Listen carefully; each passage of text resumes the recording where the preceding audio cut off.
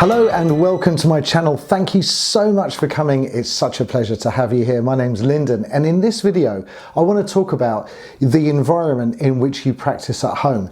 I had a couple of conversations recently with people, and it just really sort of struck home to me how absolutely crucial it is for you to have a great place to practice.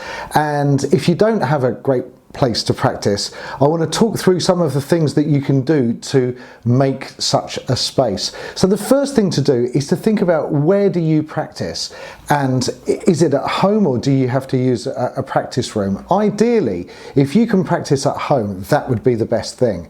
But we have to take some things into consideration, because if there's other people in the house, it feels very uncomfortable when you're practicing and other people are around. And if that's the case for you, then I totally get that, and so does everybody else, because that's just normal. What you can do is that you can, well, what I did in my case was I married a singer so that she understood that I was a practicing musician. I need to spend time outside my comfort zone if I'm going to get growth, and so she kind of gets it.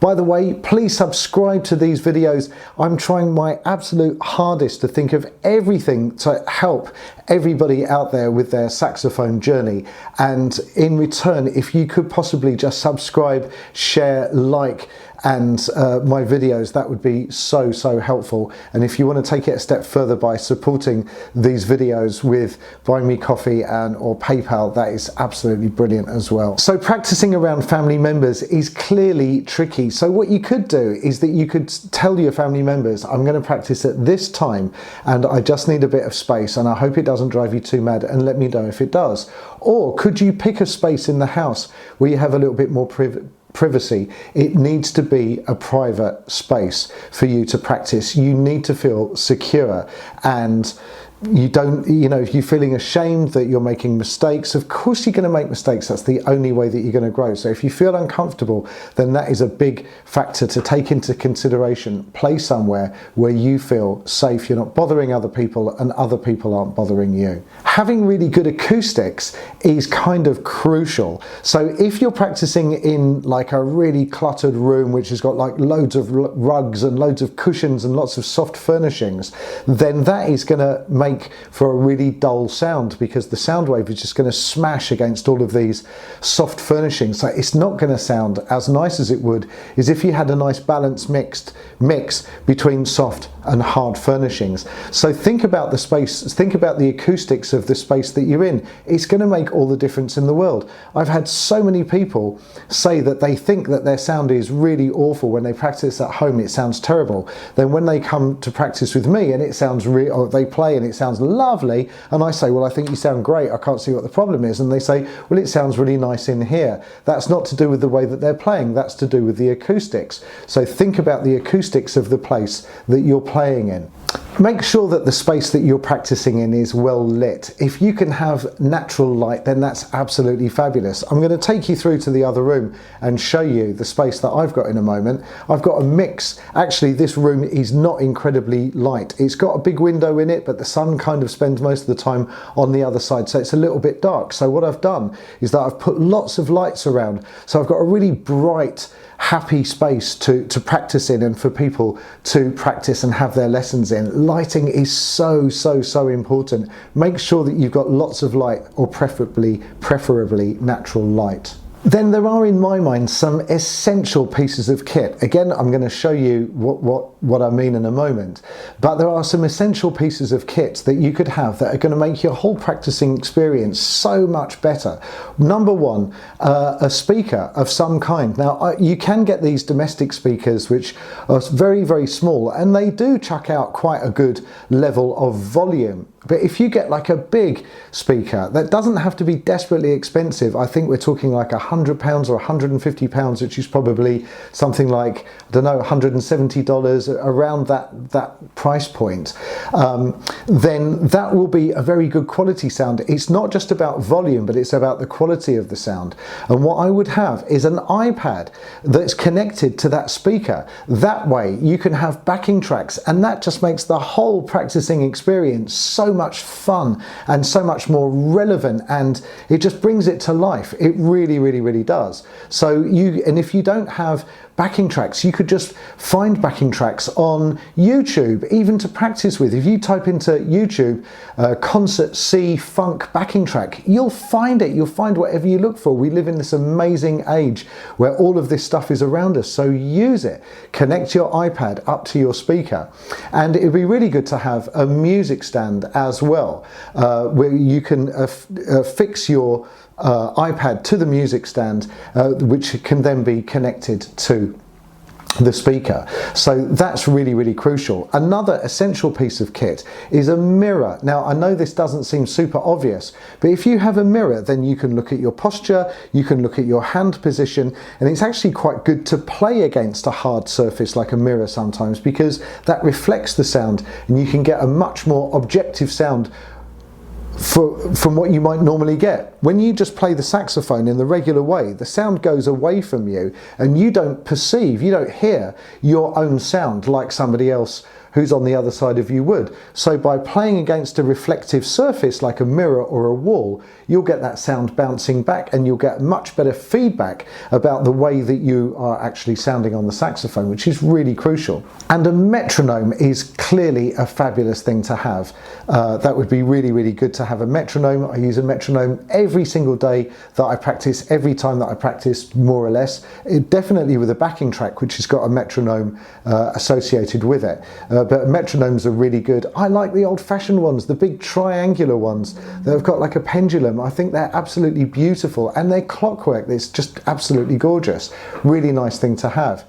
Another really great piece of kit is a keyboard of some sort. It doesn't have to be a super expensive one, but anything with a keyboard, it just helps looking at the notes, seeing our musical notes laid out in such a beautiful, logical way is just absolutely priceless. And when I demonstrate musical concepts to people on a keyboard or a piano and just show them where the notes are, they get it immediately in a way that you wouldn't get just playing on the saxophone, because it's much harder to see where the notes are in relationship to each other on a sax or on a piano. Just absolutely fantastic.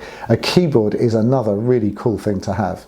If you've got somewhere where you've got all of your music books in one place, so in other words, be organised. Have all your music books in this place where you've got your speaker and your iPad and your saxophone ready to practice, so you can just walk in. You don't need to get your book and get the speaker and get the sax out. It's all just there. You can just go there and it's ready for you. Have all of your music books in one place where you practice is a really, really good thing to do. And along with, maybe you'd like to have a practice journal to write things down.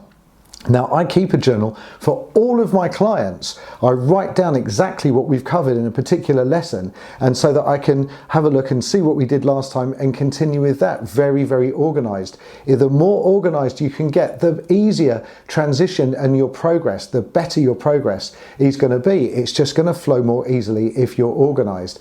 And personally, I like really clean and tidy spaces, so I'm not tripping up over stuff.